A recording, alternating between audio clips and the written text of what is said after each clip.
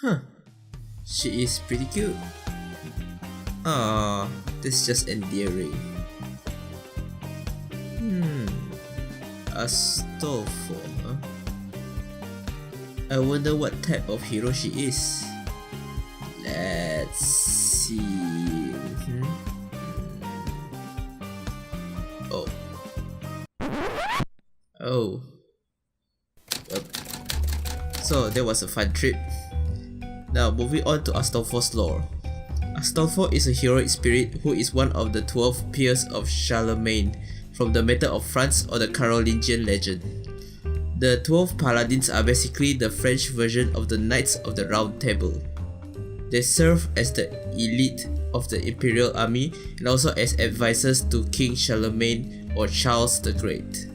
Astolfo is the son of Otto, King of England, and cousin to fellow paladins Roland and Ronaldi.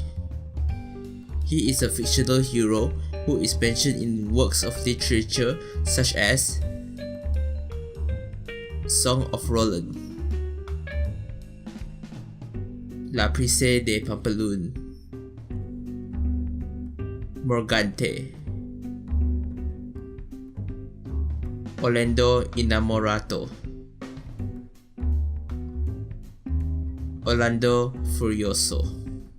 For the last three mentioned, Astolfo is a side character who is always depicted humorously in these Italian romance epics.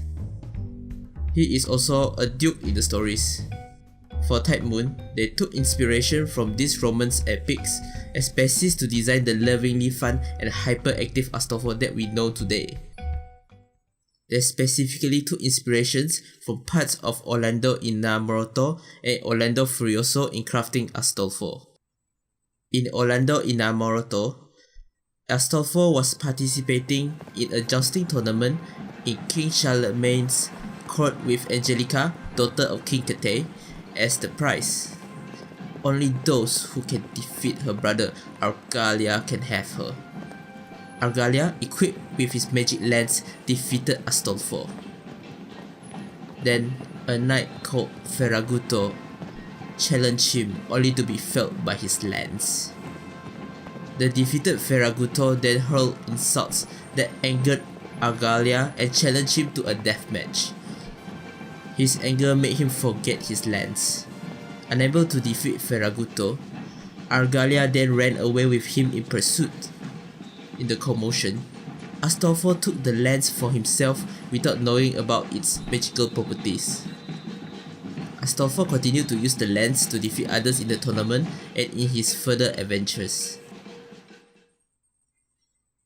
In Orlando Furioso, Astolfo was kidnapped by the witch Alcina to forcefully take him as her lover.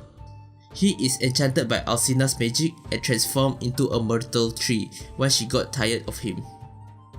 Then comes the leading character himself, the Saracen Ruggiero. He tied his hippogriff to the myrtle tree to the protest of Astolfo. Despite warnings from Astolfo about Alcina, Ruggiero ignored them and got enchanted by her. They were both finally saved by Melissa, a good sorceress. With Alcina's threat still on the horizon, Astolfo took the advice of Queen Logistilla of Avalon to set sail for Persia to get away from her magic. She provided him with a ship and advisors for his journey. She had also gifted him a book of counter spells and an enchanted horn that when blown would scare away all men and beasts. Along his journey, Astolfo encountered the giant Caligorante that devoured all travelers. He confronted Caligorante with the intention of slaying him. However, the giant had already set up a trap for him and had hidden away in anticipation of his prey. Astolfo then relied on his magic horn to scare Caligorante into his own trap. Yet, seeing the now defenseless giant caused Astolfo to spare him. Instead, he chained up Caligorante and paraded him through the city of Memphis.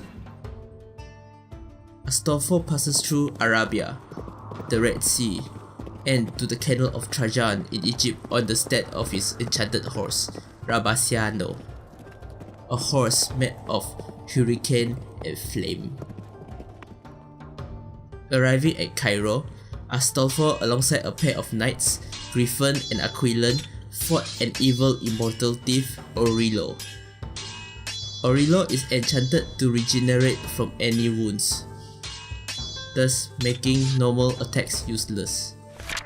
By consulting with the counterspell book, he discovered that the source of immortality stemmed from a strand of enchanted hair on his head. Instead of locating the exact strand, he instead decapitated Aurelio and shaved his head clean, effectively slaying him. At one point, Ruggiero lost his hippogriff and it returned to his guardian, a sorcerer named Alante. The sorcerer then imprisoned Ruggiero in the magic palace. He was enchanted to see the visions of the one he loved. For Ruggiero, it was the female Christian knight Bradamante. Astolfo came to his rescue by using the horn to scare away his adversaries and using the book to break the magic palace enchantment. Alante then fled and left behind his hippogriff. Astolfo took the hippogriff but was forced to leave his dad, Brabasiano. He came across Bradamante and decided to give her his magic lance and the horse. He then rode the hippogriff to more adventures. The story then shifts focus on Roland, the most famous of the 12 Peers of Charlemagne. He is the chief paladin and the defender of Christianity. Even so, Roland still fell prey to the temptation known as love. His unrequited love for Princess Angelica drove him into madness. Angelica had instead married Medoro, a Saracen knight whom she had loved. The maddened paladin stripped naked and went around uprooting trees. Thus, this began Astolfo's journey to recover Roland's sanity. First, Astolfo arrived in Ethiopia, the land of Prester John, while adventuring around the world on his hippogriff. The kingdom at that time was having hunger issues due to harpies always coming to steal the food. There was a prophecy in the kingdom. It stated that a savior in a winged horse will come and save them. Astolfo agreed to fend off the harpies, but he rejected the reward, which was a worship. He dealt with the harpies by scaring them away and herding them towards hell by blowing his magic horn. At the entrance of hell, his morbid curiosity caused him to follow the harpies further into hell. He then came across Lydia, a sinner who told him of her sins. This only encouraged him to go deeper. Despite that, the intense smoke and fire caused him to abandon the plan and went out. He fled up to a paradise on a mountain where he met St. John. St. John explained to him his destiny, which is to save the Christendom and Charlemagne by retrieving Roland's sanity. He and St. John ride the Elijah's flaming chariot towards the moon, where it is told that those that are lost on earth could be found there. On the moon, Astolfo found vials of liquid which contained the essence of sanity from many people on earth. He retrieved Roland's vial and then his own. He sniffs his own wits back up his nose. They then return to earth. At one point, Astolfo and his men heard a commotion only to find Roland naked and acting savagely. They managed to pin him down after much struggle to administer the vial. Roland sniffs back up his wits and recovered.